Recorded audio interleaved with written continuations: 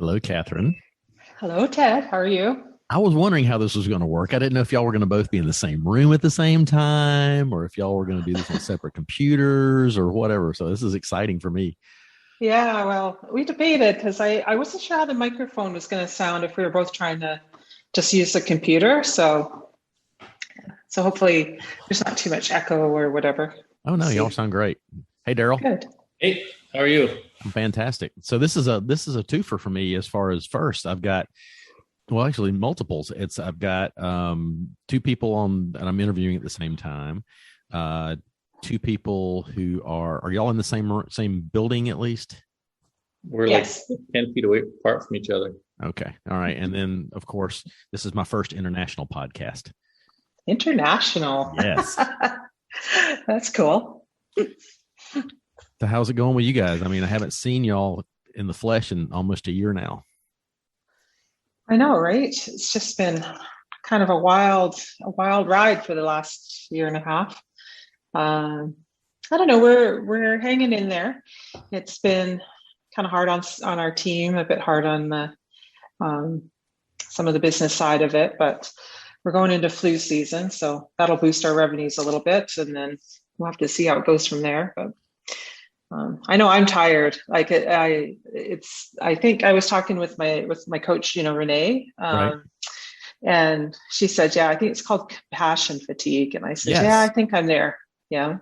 Yeah. That's, you're the second person that's talked about that and to me on this podcast in the last 3 weeks. The same thing was talked about by Amy Bogue.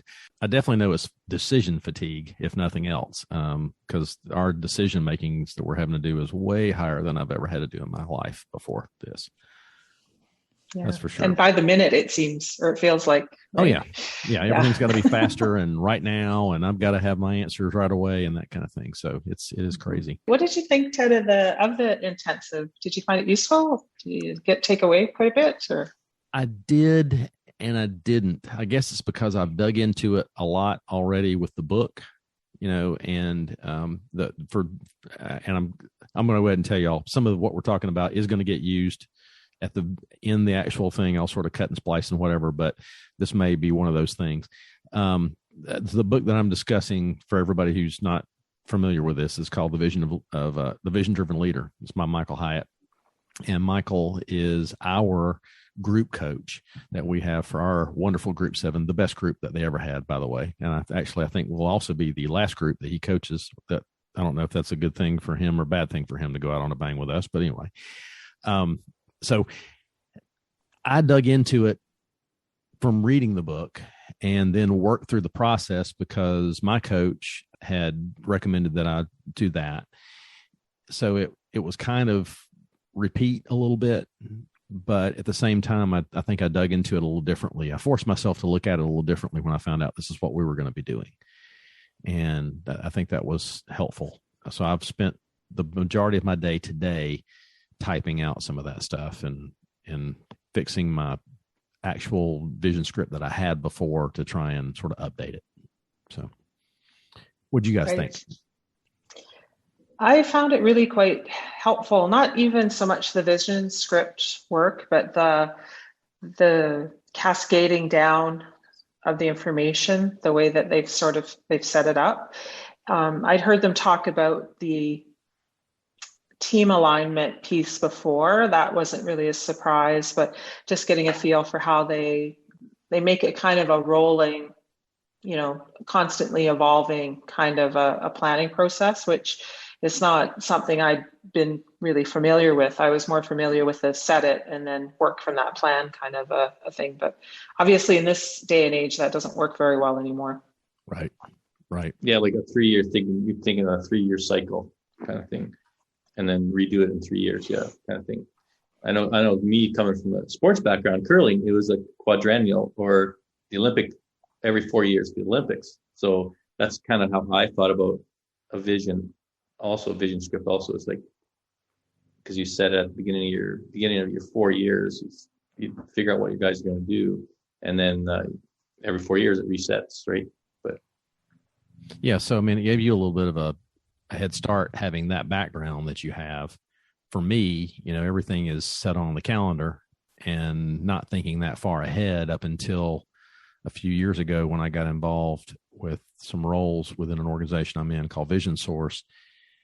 And the companies that we were working with, they're all thinking 10 years down the road. They're not thinking even 5 or, they're thinking way, way ahead. And listening to them makes you start thinking things a little differently in your own business.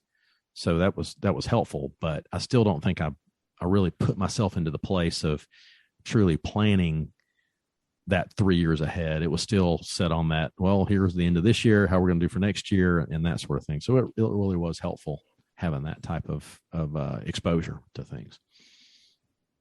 We sort of went a little further when we first bought the business 6 years ago now, because we kind of had a 10-year plan in place, mainly for what we're going to do at the end of the 10 years when we go to sell the business. Are we going to continue working? Is Catherine still going to be a pharmacist in the business? Is she going to fall into a business management type role, or what are we going to do? So we kind of had some of that in place. And it continuously evolves because of the planning that we have done. A lot of it's fallen through with finding a pharmacist to purchase the business at the end of our 10 years, what we thought would be our 10 years. So that continuously evolves too. Yeah. Well, before we get too deeper into anything else, and I have to cut and splice a lot, I'm going to get us started. So if y'all just bear with me while I do my little dog and pony show here at the very beginning, and then we'll get going into it.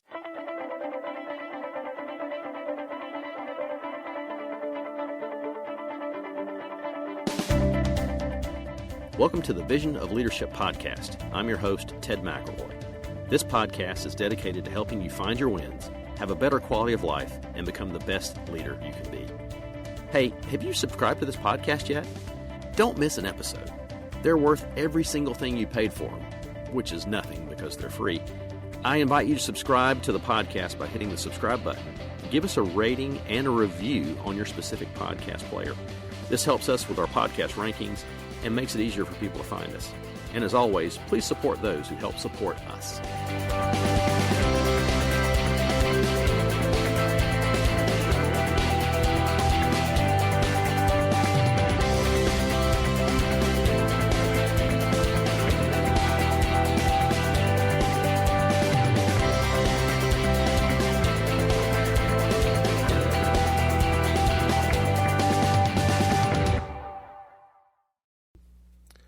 On episode 102 of this podcast, Chris interviewed Justin Kwan, Michelle Andrews, and Richard Ruth. They pointed out that as a profession, we have done a great job of letting our patients know that myopia is not a big deal. If you can see 20/20, there is no worry. It is the high myopes that are in more danger. And as they said, that message is tragic. Any myopia has a higher risk of maculopathy, glaucoma, and earlier cataract development. In the MiSight one-day clinical trials, only 4% of study participants who got ProClear one-days stayed stable in their myopia progression over the 3-year period. That means you can confidently say, parent, by not going to a system geared to slow the myopia progression, there is a 96% chance your child's vision will get worse. This may take away some of the choice your child has in the future as to how they will correct their vision. Choice, not fear of the disease associations with myopia, is what best resonates with parents when it comes to myopia control for their children. And with CooperVision's MiSight One Day, we now have an FDA-approved single-use contact lens to lessen the progression of myopia in our patients. Contact your CooperVision representative to find out more about MiSight One Day contact lenses. Welcome to the Vision of Leadership podcast. I am really excited today. This is a multiple first for me. First of all, I've got two very good friends of mine. It's not my first time having friends, but two friends that are international.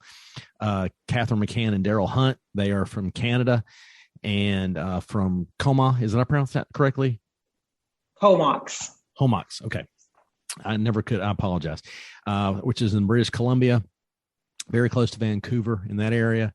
And they also are a husband and wife team. So I'm actually interviewing two people at the same time, and they're in the same building, but not on the same computer. So this is kind of weird for me. Catherine is a pharmacist at a Medicine Shoppe franchise there in Canada. We have Medicine Shoppe franchises here in the U.S. as well. In fact, we were using the one here in Tifton for quite some time before they closed up and moved out. Darryl now is running the business side of things more often. He also went and got his master's in business, I believe, about a year ago. Is that right, Darryl? Not quite. I have one more course to do, and then I was conferring the degree upon you before you were ready to get it, so I apologize. I don't want to steal any of your time away. But anyway, welcome to the podcast, guys. I'm really happy to have both of you here today. Thank you. Thanks for having us. Certainly. So we were digging into some things a little bit already, and one of the things I did want to sort of circle back to is how common is a private pharmacy in Canada? Because all of us in the U.S., we keep thinking, pretty much healthcare is all socialized there. I'm sure it's not nearly as much as we think it is, but what is it like to have a private pharmacy, a private business in a healthcare realm in a foreign government for us? Well, I think there is a lot of misinformation about what public health care is in Canada.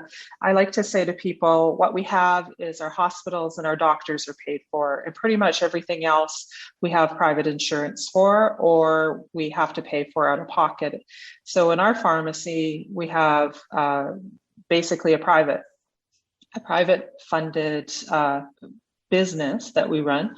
And we do get some payment from governments and a lot from private plan insurance.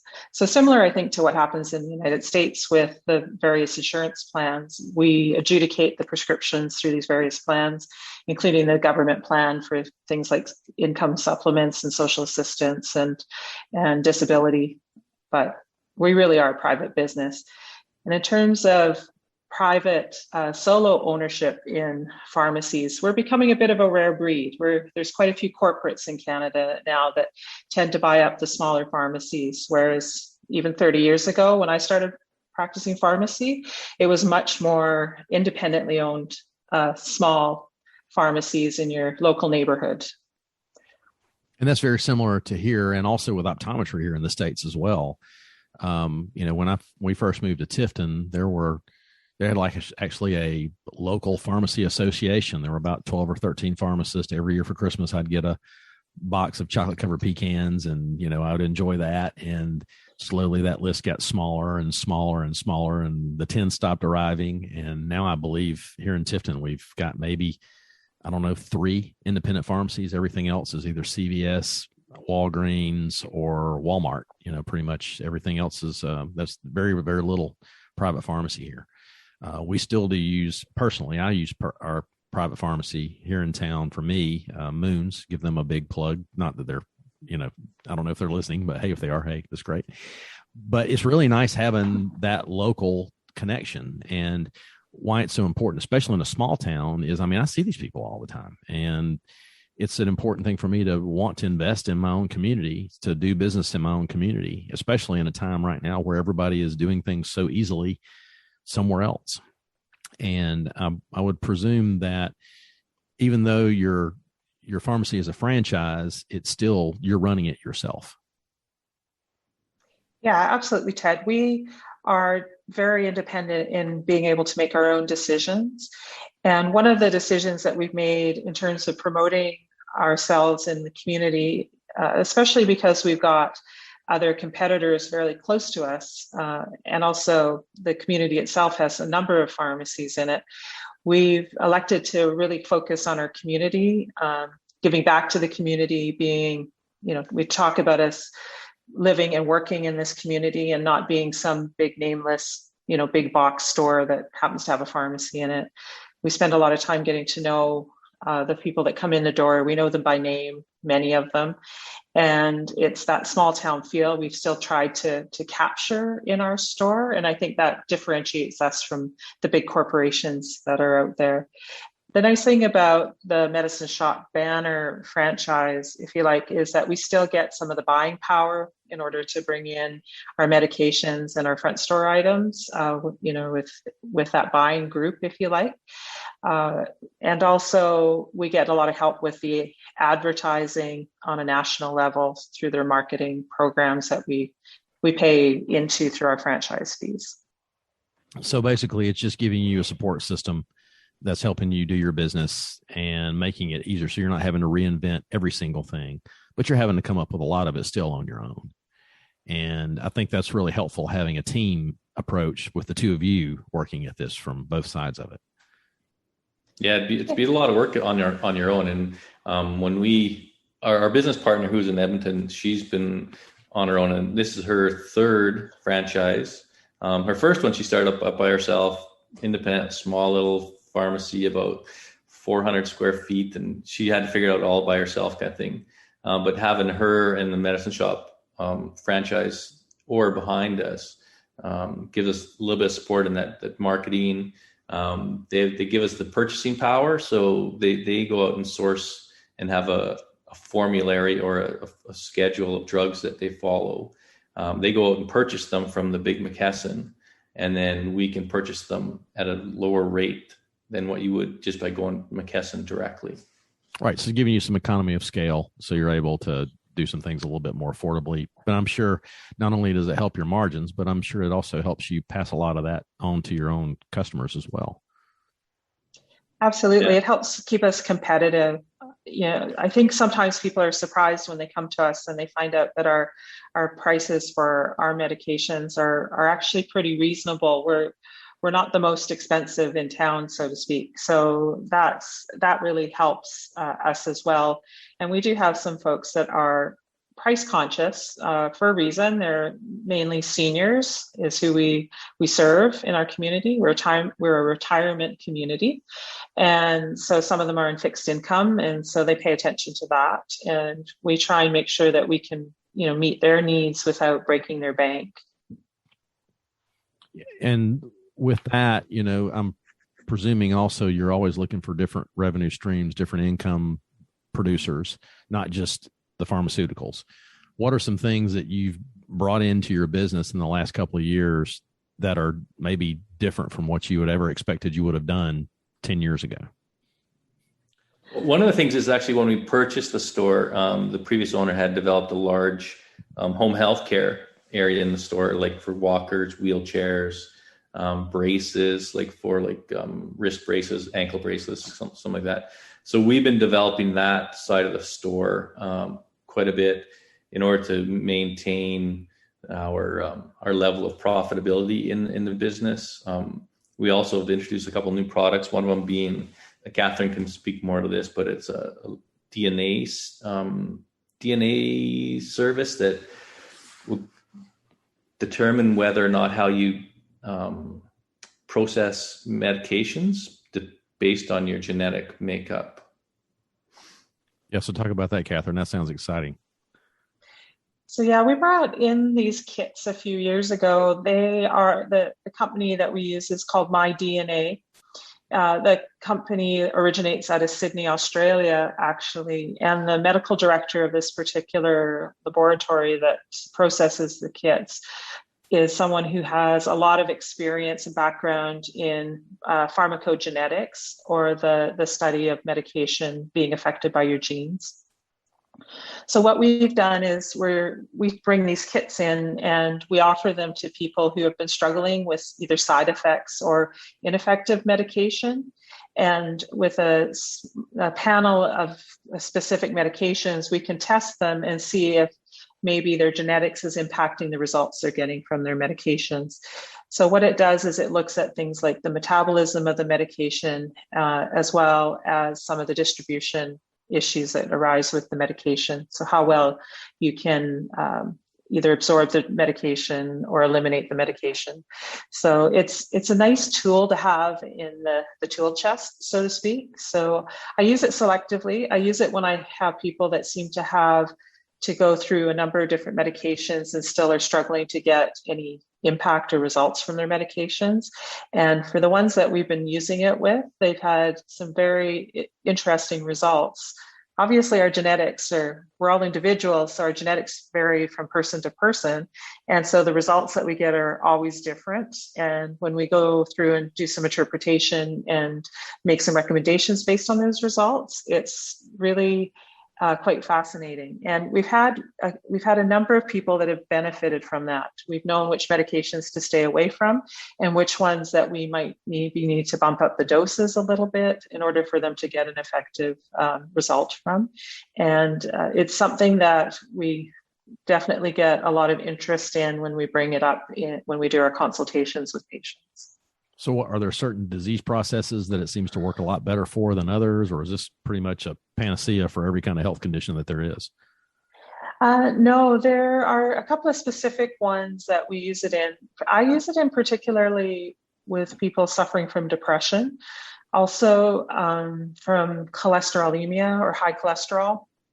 And I also will use it occasionally with some of my heart disease patients, especially if they're having a lot of side effects from the standard medications that they use after heart attacks. For example, metoprolol or bisoprolol, those are beta blockers that slow the heart rate.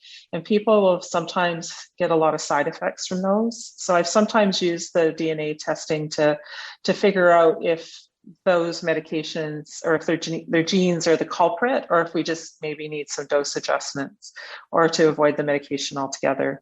So I've used it in a couple of targeted areas. The other area that it does work for is in anticoagulation with medications like warfarin. But I find that on a practical level that you're starting people usually fairly quickly as a result of a diagnosis. And so trying to wait for the genetic results to come back, it's not a very practical approach to that. So are you compounding these medications yourselves, or you send them off? You're actually, once you get the testing, you send it off to this group in Australia and they send you the meds back. Is that how it's working? Yeah, they actually have a testing lab here in Canada, but what happens is we bring the patient in, we describe what the test is, we describe what it doesn't do. For example, it won't test for diseases, it won't test for your genealogy, for example. But we do a little a cheek swab with a swab. We gather some cheek cells and we put it into a test tube, and off it goes to the lab for testing. And then in about 10 to 15 business days, we get the results back, and through a portal that we use and that the patient can also sign into, and we get all of the results. And it comes back with about a 15 to 20 page report, so it's quite comprehensive. And they also list every reference that they have used to substantiate the recommendations that they're providing, as well as giving us some information to make our own clinical choices and judgment with. So we sort of got started off at the very beginning talking about this intensive that we were doing. How much of what you're doing in your business now has been directly related to the coaching that you've gotten over the last 2 years? Pretty much nothing. Yeah. No, perfect. When Michael hears that, he'll like, what? Yeah, no. For me, it's been a really big help in prioritizing my time. That's been the absolute biggest help is your day planner. Do that every day. Keep that up to date. Do your weekly big three, and you get your weekly big three done, and it just snowballs, and you end up getting to that big goals that you had set up at the beginning of the quarter, the beginning of the year. That's the biggest thing I've gotten out of the Business Accelerator program. What's you, Catherine? Well, for me, I think it's been about the community, meeting people like yourself, for example, Ted. That's really been helpful, and understanding that we're not really alone at what we do here. Right. There's often a time when it feels very lonely, even though we have each other, but we get a bit insular too. So it's helpful to have the ability to bounce questions off of the people in the Business Accelerator group. It's nice to have that context as well in terms of other ideas. because sometimes you'll hear an idea or someone will ask a question and there'll be a group response to it, or we'll get a response from some of the coaches in the program. Even when I hear the question, I'm like, well, I don't know if that's going to really apply to me. But after I hear the answer, I'm like, oh, I think I know where I can use that information to make my business better. And I think that's what's really been helpful for me personally. I think the other is just the idea. I'm one of those people that ended up doing a whole lot of things all by myself, not feeling a lot, quite confident about delegation or being able to even share the whole idea of where I want the business to go, which is what the vision script is supposed to be, the tool for you to use for that. So having that direction and having the very simple step-by-step approach to building these tools that we've been using in our business has been very rewarding and very valuable to us. And I think it's really helped us get crystal clear in what we want to do, even beyond what the franchise would have suggested for us to do. And that, I think, has been worth, the time and energy and the money that we've put into the program. Yeah, I agree with you guys on all that. It's kind of funny too about some of the things when someone will say something in a way that has nothing to do with the problem you're working through in your head, but just for some reason, somehow they say it and it completely changes your perspective of what that challenge you've been working on has been, and you take it in a completely different direction. Are you guys doing any of the mastermind meetings as well? For those that aren't familiar with a mastermind, it's a group where you have about 5 or 6 people together and you spend some time talking through a challenge you're working on and everybody sort of speaks into it. Now, are you guys doing anything like that at all? Yeah, we have been. It's been helpful just to be able to bounce ideas off of, like Catherine, to someone else other than her. And also because of all the people in the mastermind group are also either small business or of same size business as what we have. Some of them are actually husband and wife couples that are in the group with me, so it's easy. It's good to bounce ideas off of them and see what they responded or how they handled the situation in the past, or how they think they might handle that. So the mastermind group has been helpful, to say the least. Yeah. So roll back the Wayback Machine a little bit here. Catherine, you're getting ready to start this pharmacy business of yours. Darryl, how did you get involved in the level that you got involved with? Where did you come into the mix, and what decision did you have to make? What kind of changes you have to make, and what you were doing prior to this to join the organization? So myself, I'm actually an electronics technologist, and I've worked for the local internet provider, Shaw Cable up here, internet TV provider, for the last, I guess it's about 7 years prior to this. But I've always worked in the electronics industry for, 20 years. I've been the manager of one of the business department that I worked at a previous company, and enjoyed that side of the business operations. And when we moved out here to the coast, I thought I'd just continue down that path because I was still with Shaw Cable at the time. And when we decided to buy the store, we thought there's no way that Catherine could do it on her own and without paying out an exorbitant amount to have like a manager or a store manager or a business manager continue with her. I thought I could at least minimal, I could do like some of the bookkeeping. I'm a bit familiar with that, a lot more now than I was back then. Human resources and marketing. I used to do a lot of marketing in a previous job, so I thought I would take on that role, just in the essence to save money in the business, to get us continually going at the beginning, to keep us going at the beginning of the adventure there. So that's kind of how I got into the business. So then you, Catherine, what were the next steps for you guys? Well, when we made the decision to to perhaps look at buying a pharmacy. At that time, I was working as a hospital pharmacist. I'd had experience in community. I've done quite a lot of variety of things in the pharmacy world.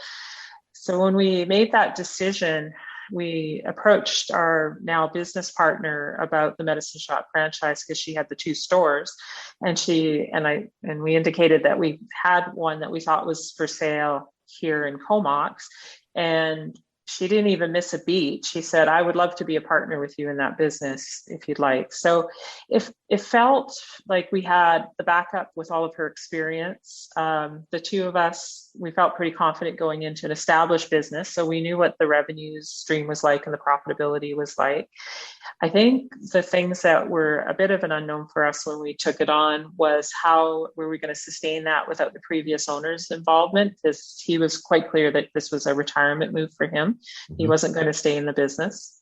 And the other problem that we sort of foresaw was when we did an assessment of the team that we had, knowing a little bit about the direction we wanted to go in with the business, we had some concerns that that team probably wasn't going to help us get there, and how we were going to have to make some, shift some people around in roles potentially, or maybe help them find other employment.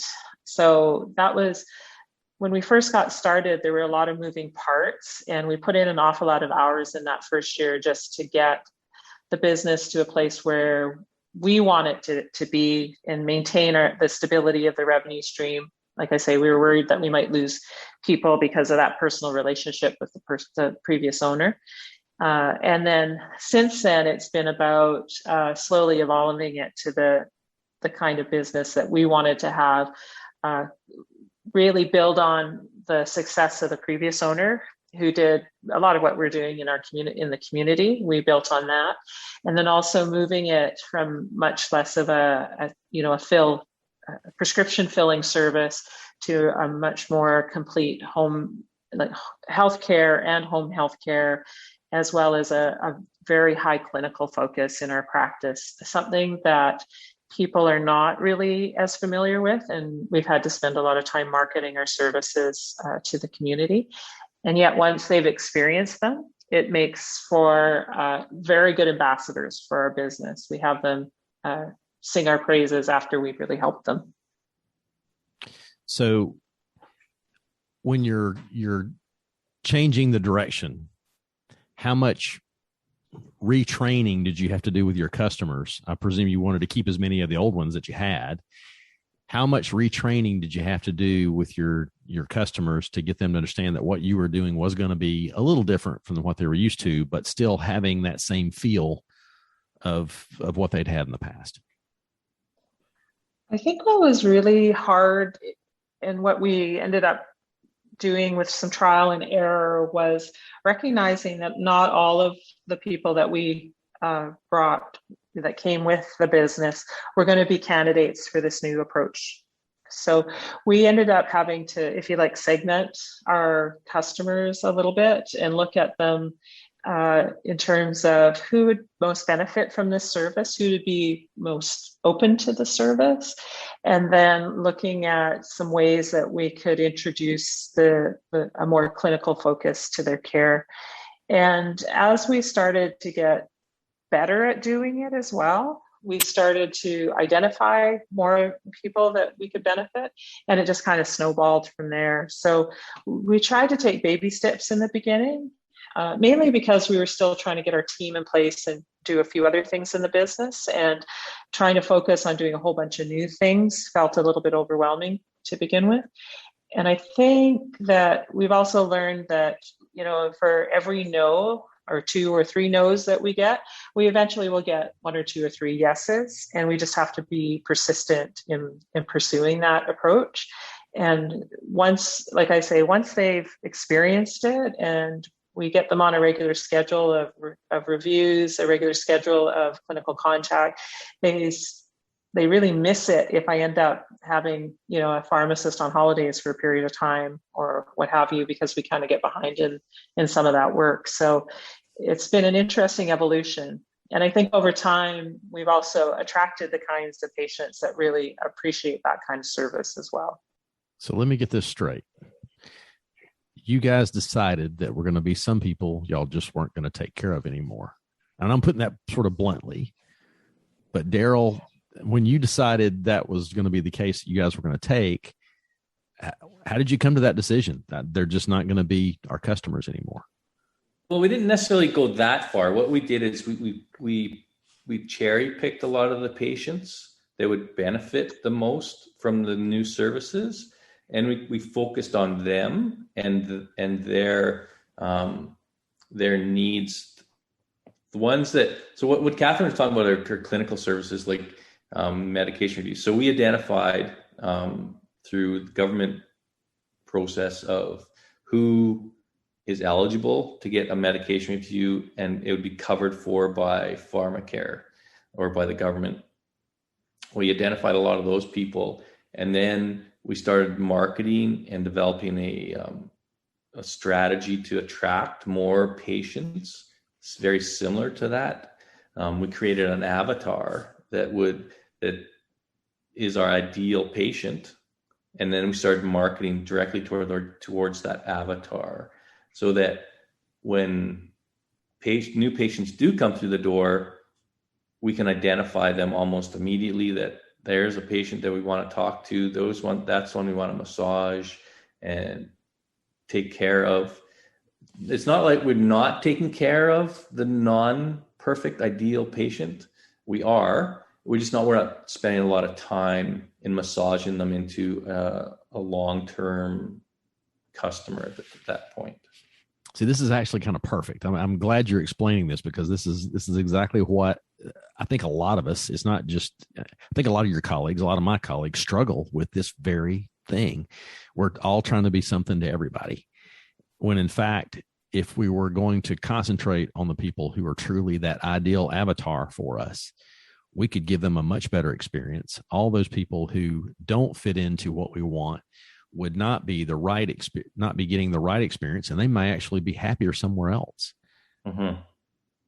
That's exactly it, Ted. They may go to, like Catherine says, we aren't the cheapest in town, so they may choose to go to another pharmacy that all they need is a prescription every 90 days. They don't need any clinical services. They don't need to be explained what their medication is. They don't need to get their flu shot or their potentially COVID shot at a pharmacy, right? So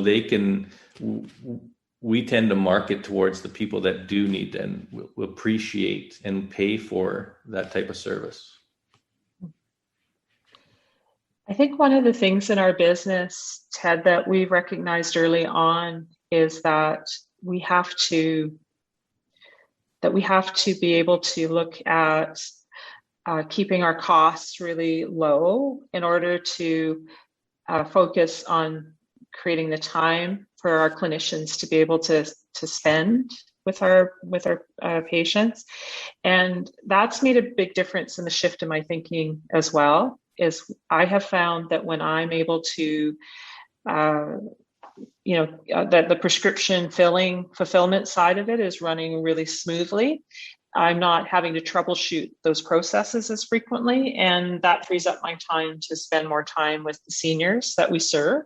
And that's made a big difference in terms of our attraction of those particular patients, and also our satisfaction. So myself and the other two pharmacists that were in our business with us, they really like having that extra time that you wouldn't normally be able to get if all you were focusing on was trying to push out prescriptions out the door. So we've done another thing on the other side, and that is we've really embraced technology and automation to do the whole prescription fulfillment side of it. We've embraced information technology and automation of our billing processes to really leverage time on that side to do it as efficiently and as accurately as we possibly can.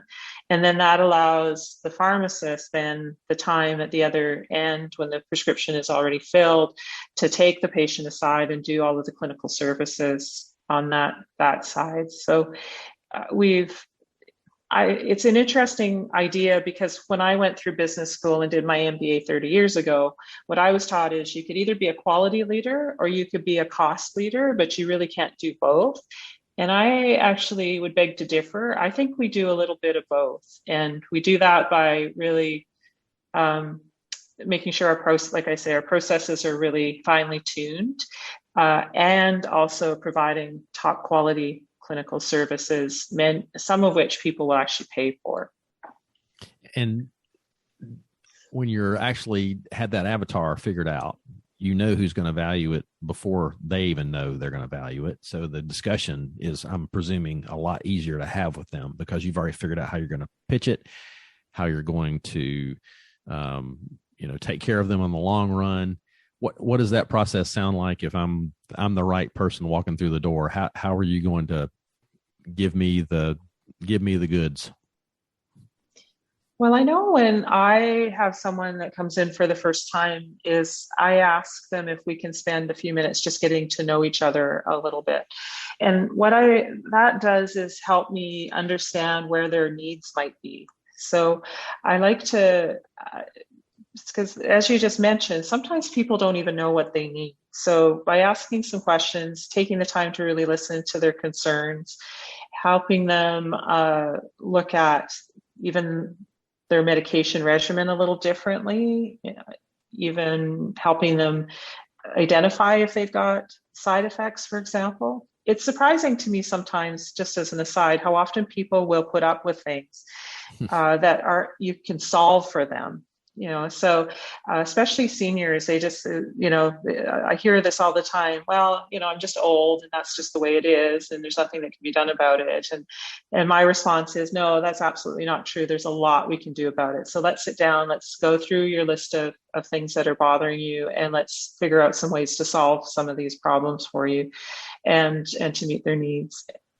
The other group, interestingly enough, is not just the patient that we see.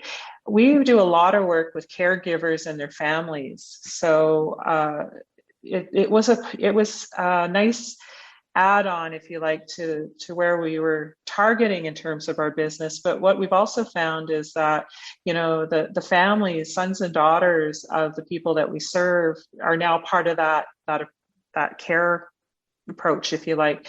And we do a lot of work with them as well to try and help them feel confident and also feel like they're taking care of mom and dad, and that they have somebody in their court, because it can be a little bit bewildering, especially when things go off the rails, as they sometimes do when you have people in their senior and they have health issues. So all of a sudden, mom's landed in the hospital and she's had a heart attack or she's had a stroke, and the kids are scrambling to figure out what they're going to do for her, once she's discharged. So we've become part of that help team, if you like. And often people are quite surprised when they come in and see us, and we just handle a lot of things for them. And the family comes back afterwards and say, I don't know what we would have done without your guidance and your help. We wouldn't have even known where to start. And so that's been another sort of avatar that we've been starting to develop and serve as well,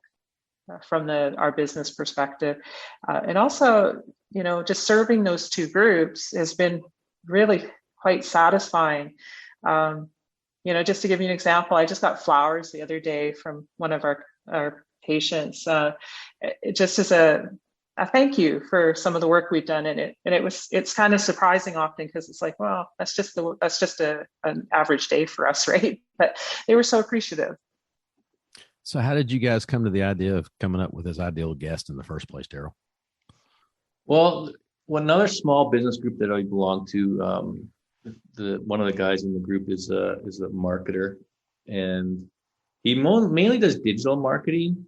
He doesn't do a lot of newspaper, radio ads. He does all digital marketing. And what he said is, once you created an avatar in the digital world, it's very easy to market directly, specifically to that person. You go on to Facebook, Twitter, Instagram, they all have a profile. Every person on that program has a profile. So if you create your avatar as, say, let's say he's a golfer in his 60s who likes to take vacations. Well, you identify all of those things and you market to those interest groups on Facebook, Instagram. You hit them exactly where, like, it's 100% people that you should be attracting to your business. We also tried we use that same avatar for times when someone comes looking for donations. So you have a group that comes to you and says, look, we're looking for money for this certain fundraiser that we're doing. I said, well, who do you serve? Like, who's your interest group and so they tell me, and I'm like, I'm sorry, that doesn't hit our avatar. I don't want to spend my money on sponsoring your group because it's not going to hit my target audience. So once we've developed that avatar, it's simple for a lot of stuff like marketing. There's a couple of golf courses around town that they look for, like, hang signs on their fences or a hole sponsor. I'm like, what's your average golfer's age? And they say, well, in their 60s. I'm, oh, that's perfect. What hole? I want hole 18, please. And then it's really simple. If they came up and said, oh, we're like early 30s, somewhere in that neighborhood, I'm like, I'm sorry, I don't even want to sponsor your golf course. They might golf, but they're in the wrong age group, right? So it's really simple to make advertising decisions based on that avatar. But yeah, Adam, one of the guys in the group, he has a marketing company that he does this work with all of his clients.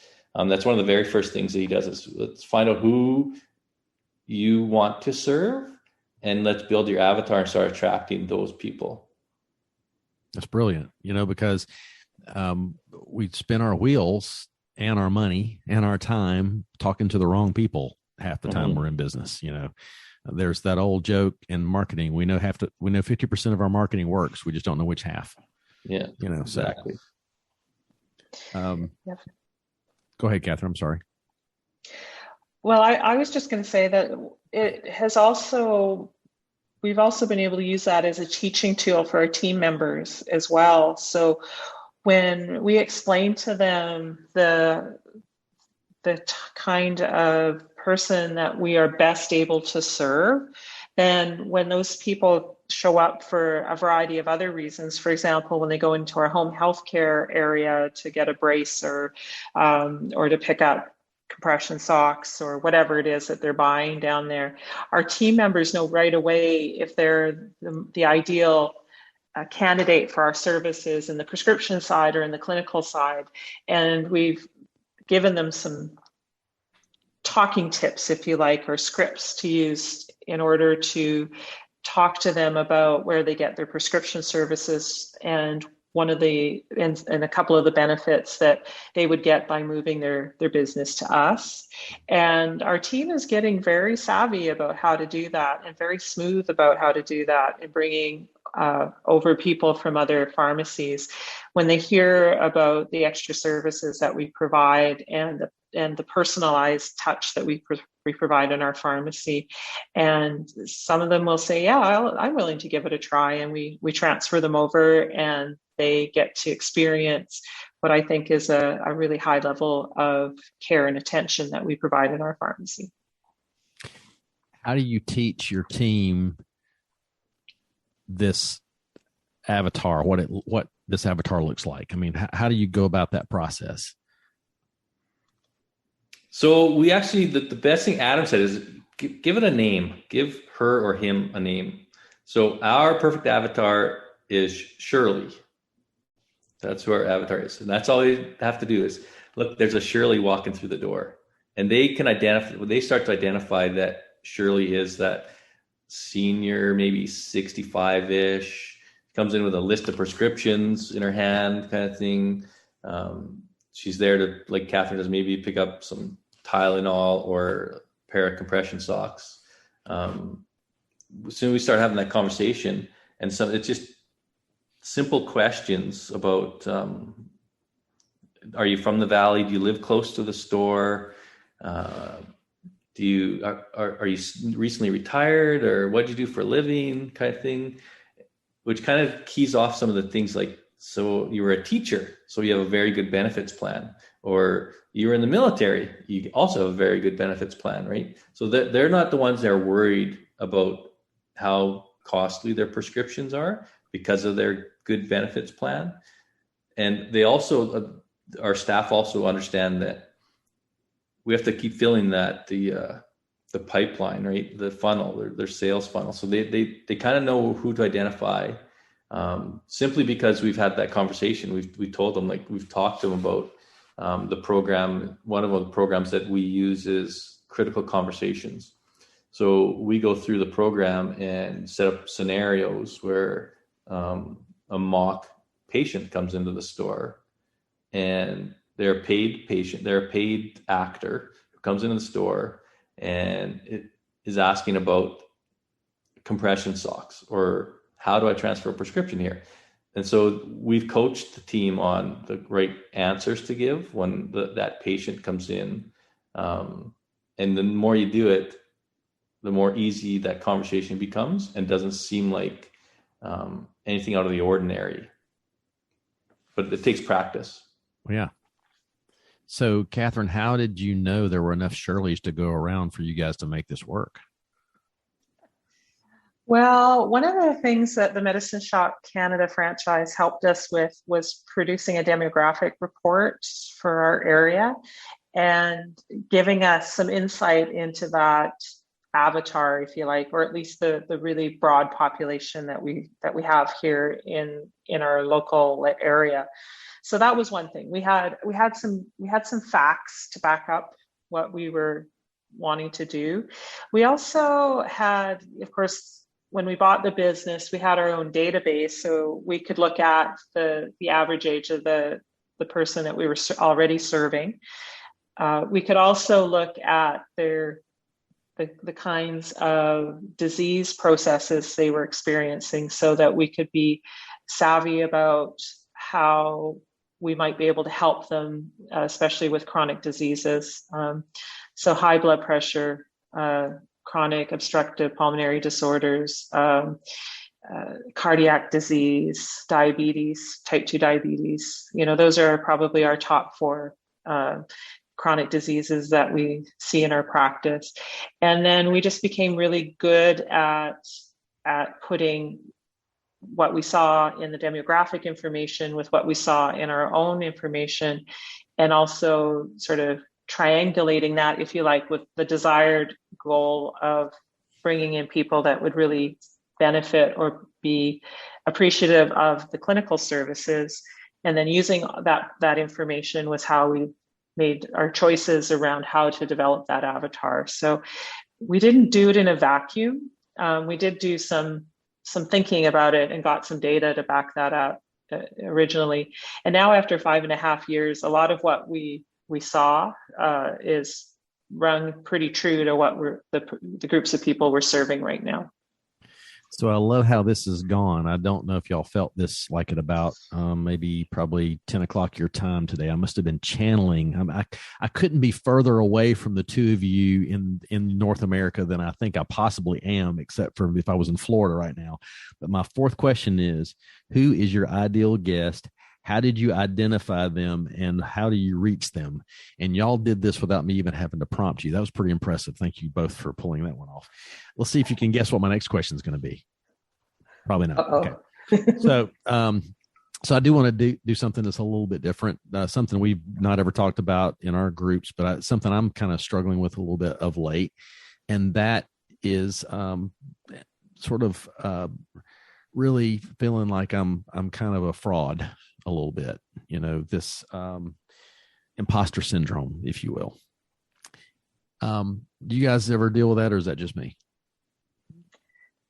Oh, I think that's just human nature. I don't think a day goes by that I don't think, oh man, somebody's got to figure me out one of these days. But I think whenever you're doing something a little bit risky or you're stretching yourself a little bit, I think that shows up in lots of forms. I like to think of it as, a bit of resistance to doing things that might be a little bit uncomfortable to do. And then I might say, maybe I'm not cut out to do this. I'm an imposter. whatever it is, I try and view that as probably a signal that I'm doing something that's worthwhile, and that my brain is just trying to put up a few obstacles to doing it. And I think if we weren't doing stuff that was really important work, I don't think we would have that feeling, and I don't think that it would be worth doing. So I look at it as, yeah, I feel it a lot. But on the other hand, if I wasn't feeling it, I'd be a little bit worried that I'm not doing something that's stretching me a bit. Right. How about you, Darryl? That's an interesting question. I'm kind of sitting here thinking about what is the imposter syndrome, but I can relate to curling. So bit of my background was 15 years ago, I curled competitively on the World Curling Tour on a couple of different teams. And all you have to do is go out against like the world champion, and they'd tell you're an imposter when they kick your butt in like forehands, and but when you go out there and you think about, I'm out there trying my best, doing the best we can. We can compete with these guys, but we're really not there. Like, what are we doing in this league? Like, why are we spending our time, spending our money, spending our weekends, spending all of our evenings at the curling club practicing just to go out there and be shown who you really are when you come up against teams like that? But like Catherine says, if you're not out there trying and participating, trying to advance yourself, you're never going to change. And I think that trying to think of yourself as an imposter is part of that change process, is from becoming someone who you weren't before. And at the end, you wouldn't be an imposter. You would be I guess, what would you call it? A reality, or a part of the real person or personality you're trying to become. No longer an imposter or trying to be somebody. You are that somebody.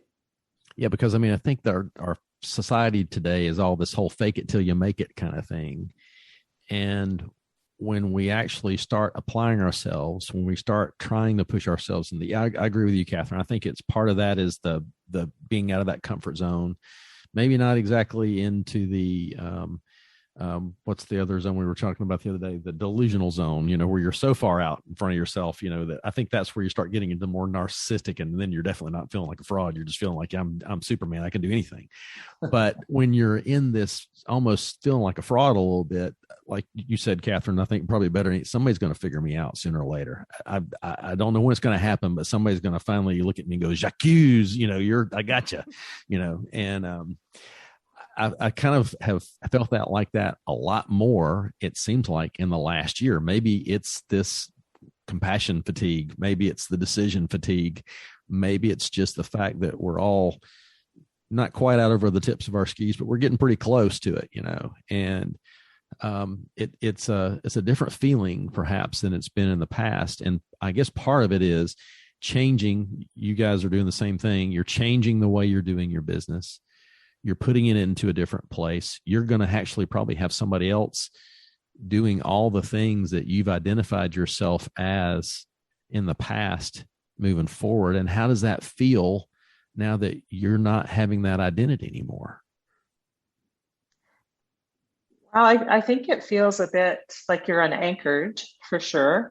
I would be surprised if you spoke with anyone that's been through the last, 18 months that doesn't feel a bit like they're at sea, especially if you're in a healthcare field where, it felt, at least to me, like I was doing battle on two fronts, if you like, trying to keep my team from feeling too much anxiety about the situation, plus trying to be the professional, if you like, on the other side, bringing factual information to all the hysteria, especially in the very beginning when people didn't really know what was going on.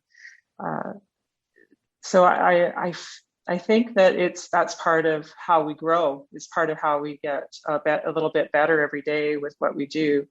And yeah, being an imposter sometimes I think is not really a bad thing if you look at it from the perspective of I would like to be so much better than where I am right now. And in order to do that, I need to identify what I need to do better and how I'm going to move towards that ideal state, if you like. And I like to look back occasionally and just remind myself about how far I've come or we've come in, as a couple in our business and how far our business has come, just to remind myself that, yeah, I probably felt like that imposter when we started. And yet we're still doing a lot of things. And we continue to maintain a good business in our community. So we must be doing something right. And I think I have to hold on to that in order to move forward as well. So reminding myself, we've gained a lot in the last number of years that we've been doing this, and that experience is going to serve us well going forward. So one of the things to sort of get us on the end of this thing, being in Business Accelerator, we've had to celebrate wins. And I said had to because that's not something that was typically part of my DNA, I guess you'd say. It was all, oh, great, we finished that. Now what's next? That was the way I basically operated. But now we have to sit down and celebrate these wins. So each of you tell me one win that you've had for the last quarter that was pretty impressive for yourself. Well, I'll tell you, after a year of working hard in our business through the COVID season, if you like, one of the wins I felt really strongly about was I went out and bought an e-bike, and I started to ride that on a semi-regular basis. But just the idea that I had an opportunity to be able to afford one of those, be able to, look after my health in midst of all of this whirlwind that we found ourselves in, I thought was a pretty significant win. That's great. How about you, Darryl? Well, one of the things that this last quarter, what we did is we changed all of our software in the store, like everything, our expansion software, our POS software. Instead of doing like one and then maybe do another one, but we did it all. And that was January was our first one, and then March was our second one. So it's kind of like that was that quarter, that the first quarter of the year, we got all that done. The second quarter was kind of figure out how to work it, how to use it, right? And massage it all. And finally this quarter, we've kind of got it all together. Our billing software is working really well. The team has gotten used to the new dispensing software, solving their own problems. They don't need to be hampering Catherine or one of the other pharmacists all the time to, how do we do this again? How do we do that again? They've all developed that. We set aside time for training for them to be able to figure out this stuff on their own, and also go through some of the training manual that we developed, or that the software provider developed, so that we don't have to be standing up there answering questions all day long. So I think this quarter has been really good in that we've moved ahead, and the team is getting really efficient at the use of the new software. So that was a good win for us. I'd even tag on to what Darryl said about the software, in the sense that I wouldn't have thought that just making a switch in the software would help us do our processes even better. What I was looking for was to fill some holes that my previous software lacked, if you like. But what we've been finding is that because of the tool kit that comes along with this piece of software is so robust, we've actually, leapfrogged what we thought was possible in our whole dispensing process by using this new software. And maybe I'm still in the honeymoon phase with this, but I'm really liking it. And I think our team's really liking it as well. And it's made us much more efficient, and we are able to fulfill our promises a lot better. And also we just know where everything is in our process. So we can follow a prescription from the start all the way to the end and know exactly where it is in our process because our software will tell us that. Well, I can safely tell you that this must be a really impressive software thing because the honeymoon phase of every single EHR we've ever gone to has not been the best part of the switchover. It's been the nightmare. Every time we get to the end of the honeymoon phase, people are saying, okay, now that we know this, you are never changing our software again, right? So that's the kind of, when you said, oh gosh, I just have nightmares of Colette's looking at me at the office going, no, we're not changing again. We've done this. No, we're not doing it again. But that was quarter two. Quarter two was that phase. Quarter three was really good because then we started figuring it out. It's not as bad as we thought it was going to be. Yeah. Well, I really appreciate the time you guys have given me today, I can't wait to see you guys alive in the flesh again. Hopefully, sometime before our third year is over with. But thank you very much for both being here. Thanks for having us, Ted. This is a real pleasure. And of course, it's really nice to see you and talk with you. We've missed you as well. Yeah, I wasn't sure what we're going to get. We were getting ourselves into here, but this has been a really good chat. Good.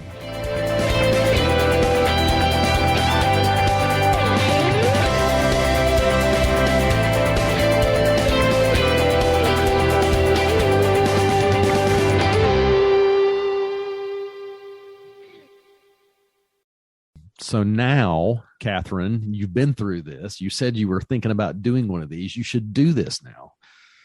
Mm-hmm. I totally should. I know Darryl's been bugging me to get going with it. So I feel like we could probably pull together something that would be of interest to people. And I think what I have to figure out is our audience. Yeah. I've been trying to get her in front of the camera because Adam, our marketing guy, says video sells. And he's had nothing but success with doing video on digital marketing. So, but yeah, it's really the hardest part for me has been, and this is going to come as no surprise to y'all at all, to ask a question and then shut up and just let y'all talk. It is excruciatingly painful for me sometimes with these because I just want to say something so bad and I can't. I want to let. Because you're the guest, you're the ones that are the star of the show with this one. I'm just asking the questions, but it's really helped me out a lot though, in my regular life, because now I'm not talking as much as I used to. I'm listening a lot more. And so this has been, not that you can tell right now by what I'm doing, but it has made me a much better listener. And that's what Zoom has done for me. Like, if you start interrupting people during a Zoom call or all these multimedia meetings, you end up interrupting everybody and nobody gets anything done. And, it's like you don't get the message. So that's what I found with this Zoom and platforms. And you have to pause, wait for them to finish talking, then make sure they're done talking. Then you can start talking, right? So that's what I found, the listening part of it too.